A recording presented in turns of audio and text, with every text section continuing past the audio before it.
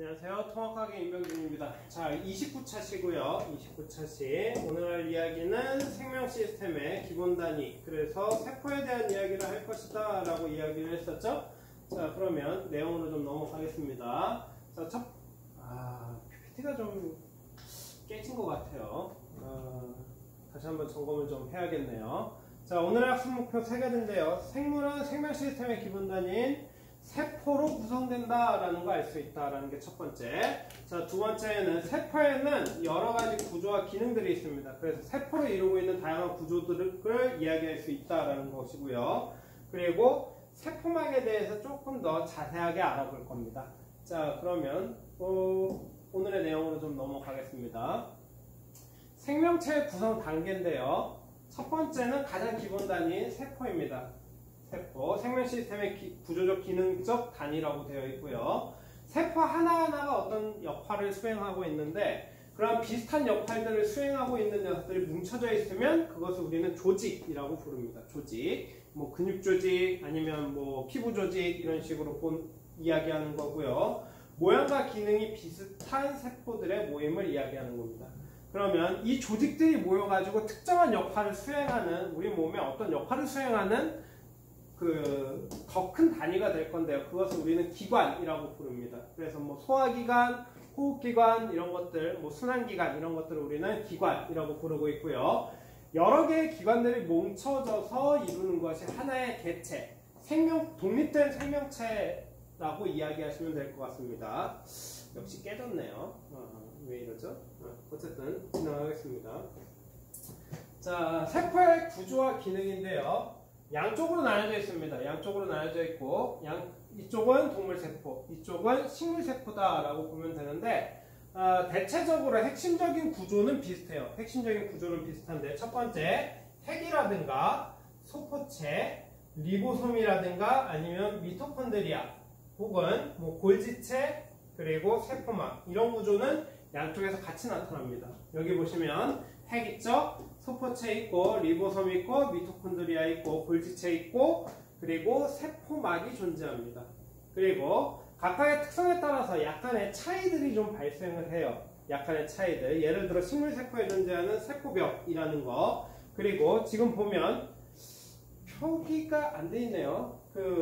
식물에서는 에코가 되게 크게 발달해 있습니다. 에코. 액체 상태로 물질들을 모아놓는 에코, 이런 것들이 크게 발달되어 있다라고 보면 되는데, 양쪽에 공통적인 것도 있고 차이점도 있다라는 걸 이해하고 있으면 됩니다. 양쪽에 차이점도 있다. 자, 그러면 다음으로 좀 넘어갈게요. 자, 첫 번째 핵인데요. 핵은 유전물질인 DNA가 있어.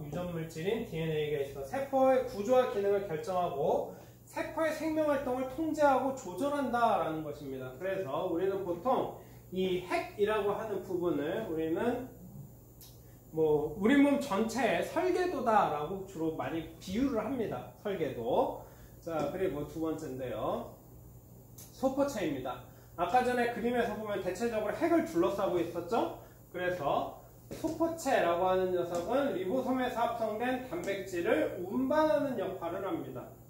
운반. 그리고 두 번째, 리보솜인데요. 여기 보면 까만 점들처럼 찍혀 있는 것들 있죠? 이런 것들이 리보솜인데, 리보솜의 역할은 단백질을 합성하는 겁니다. 단백질을 만들 건데, 단백질을 만들려면 설계도가 필요하겠죠. 뭔가 만들기 위한 설계도가 필요한데, 그 설계도가 바로 DNA에 속해 있습니다. 그러면 이 DNA, 나중에 이야기할 거지만 DNA를 다 쓰진 않아요. 우리가 필요로 하는 단백질을 만들기 위해서 DNA 정보를 다 쓰진 않고, 이 중에 필요한 부분만 복사해서 쓸 건데, 그 복사된 정보를 RNA 형태로 핵 밖으로 배출을 하면, 그 배출된 RNA를 리보솜이 받아서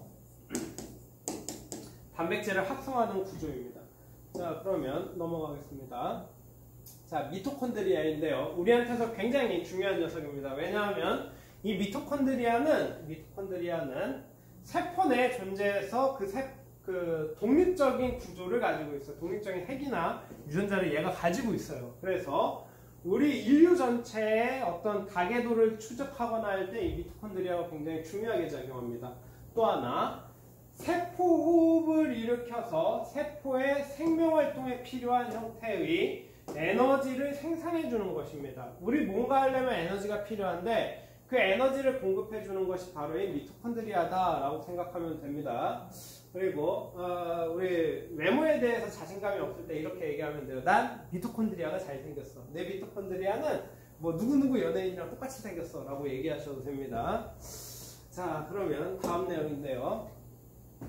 자, 골지체고요. 골지체는 단백질을 만들어진 단백질, 필요에 의해서 만들어지는 겁니다. 뭐 소화기로 보낸다라든가 아니면 우리의 생리작용을 조절한다라든가 여러 가지 역할을 할 건데 그 역할을 하려면 필요한 곳으로 보내야 되겠죠. 세포 밖으로 나가야 된다라는 것입니다. 그래서 골지체는 세포 밖으로 분비하는 데 관여한다라고 보면 될 거고요. 세포막입니다. 세포막. 세포막의 역할은 두 가지가 있습니다. 첫 번째는 세포를 바깥 환경과 분리해서 독립적인 단위로 만들어내는 것이 역할입니다. 자, 그리고 이 세포막을 통해서 세포가 필요로 하는 에너지라든가 아니면 영양소 아니면 세포에서 쓰고 남은 노폐물 이런 것들을 밖으로 내보내는 조절작용을 해야 된다는 것입니다. 그래서 우리 몸에서 세포들이 필요로 하는 건 받아들이고 필요로 하지 않는 건 차단하는 역할을 수행해야 돼서 선택적 물질 조절을 해야 됩니다. 선택적 물질 조절. 자, 그래서 보면 여기 얘가 세포막의 대략적인 구조인데요. 주로 외부 환경과 외부 환경을 나누는 것, 내부 환경과 외부 환경을 나누는 건 이 녀석, 올챙이처럼 생겼죠? 뭐 성냥개비처럼 생기기도 했고 꼬리가 두 개 달려있고 머리가 하나 있는 이 녀석 우리는 인지질이라고 부르고요. 이 인지질 구조가 주로 그 안과 밖을 구별해주는 역할을 합니다. 자, 그리고 물질 출입을 조절해주는 녀석이 있는데요. 물질 출입은 두 가지로 이루어집니다. 인지질을 통해서 직접 들어오는 물질들이 있어요. 하지만 인지질을 통해서 들어오기엔 좀 커다란 물질들은 주로 이 초록색으로 된 녀석들을 통해서 들어오는데 이 녀석들을 우리는 단백질이라고 보죠. 그렇죠? 그래서 세포막을 구성하는 두 가지 중요한 것 인지질과 단백질입니다. 이거 말고도 또 있습니다. 이거 말고도 있는데 중요한 거 두 개를 꼽자라면 이거라는 거죠. 인지질, 단백질. 역할은 차단, 물질순환. 됐죠? 자, 그러면 세포벽인데 세포벽의 특징은 식물만 가지고 있습니다. 식물. 식물만 가지고 있는 이유인데요. 그 동물은 형태를 유지하는데 골격이라고 하는 걸 사용합니다. 뼈를 이용합니다. 뼈. 우리 근육 조직이 붙어있는 뼈를 이용해서 몸의 형태를 잡고 근육을 이용해서 그 뼈들을 이렇게 움직이는 거예요. 근데 식물은 움직이지 않을 거니까 그냥 세포 자체를 좀 더 단단한 형태의 세포벽으로 감싸고 있다라고 보면 되겠죠. 그죠? 자, 두 번째, 엽록체. 굉장히 중요한 녀석이죠, 엽록체. 식물세포에만 역시 있는데, 이건 오류입니다. 이름을 까먹었는데, 되게 과학자들을 혼란스럽게 만들어 놓은 동물이 하나 있어요. 민달팽이류였을 건데, 걔가 원래 식물을 먹고 삽니다. 식물을 먹고 사는 동물인데 식물을 먹다 엽록체를 흡수하는 거예요. 그래서 생명체 자체가 초록색으로 바뀌고 동물인데도 불구하고 광합성을 스스로 녀석이 발견됐습니다. 그래서 얘는 뭐 과학책에 이렇게 적혀 있으니까 일단 맞다라고 하는데 상상을 뛰어넘는 생명체들이 존재한다라고 생각하시면 좀 재밌어질 겁니다. 자, 광합성이 일어나 포도당을 합성한다라고 되어 있고요. 이 광합성을 해서 포도당을 합성하는 이 과정이 전체 생태계를 지탱하고 있는 굉장히 중요한 요소입니다. 저 포도당이라고 하는 것이 세포 단위에 공급되는 영양분이기 때문에 전체 생태계를 키워내는 데 있어서 가장 중요한 역할을 하는 것이 바로 이 엽록체다라고 생각하면 될 것 같아요.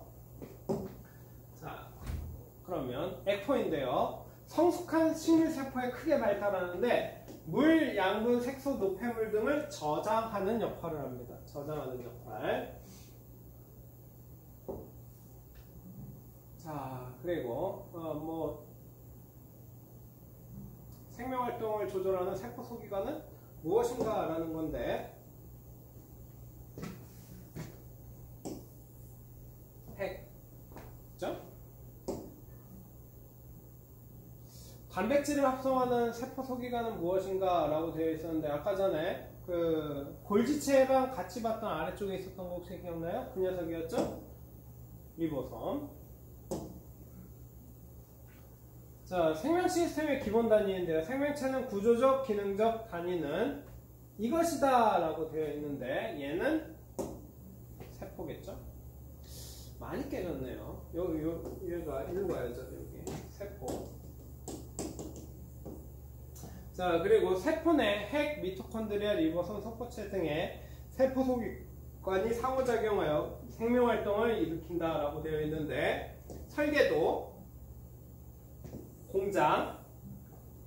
공장에서 만들어진 거 운반하는 택배, 미토콘드리아는 발전소, 에너지를 공급해주는 녀석, 이런 식으로 비유적으로 생각해도 좋을 겁니다.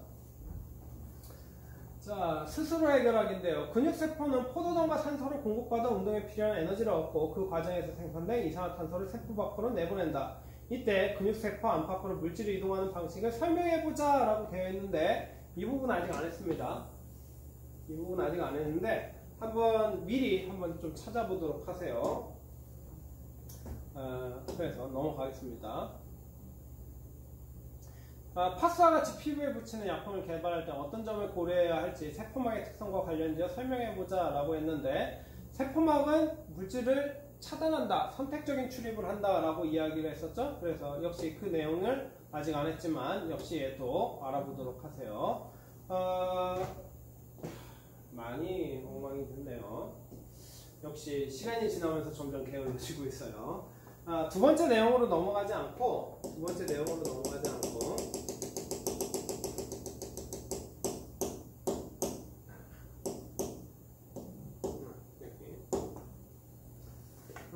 우리가 해야 될 내용이 크게 세 가지 있었는데 오늘은 이렇게 이야기를 한 겁니다. 이렇게 세포로 이루어져 있다 처음 이야기하고 세포 내 소기관들에 대한 이야기를 했었죠. 물론 세포막에 대한 이야기도 우리는 했습니다. 세포막에 대한 이야기도 했지만 이 세포막에 대한 이야기를 자세하게 다뤘다기보단 구조의 하나로서의 세포막을 다뤘던 거죠. 그래서 실제로 세포막에서 어떤 일이 일어나는지는 우리는 아직 안 했고요. 그래서 다음 시간에 다음 차시는 이 내용을 할 거다라고 생각하면 될 것 같습니다. 그래서 29차시 수업, 그래요. PPT가 좀 많이 깨져 있었지만 오늘 수업은 역시 여기까지만 진행하도록 하겠습니다.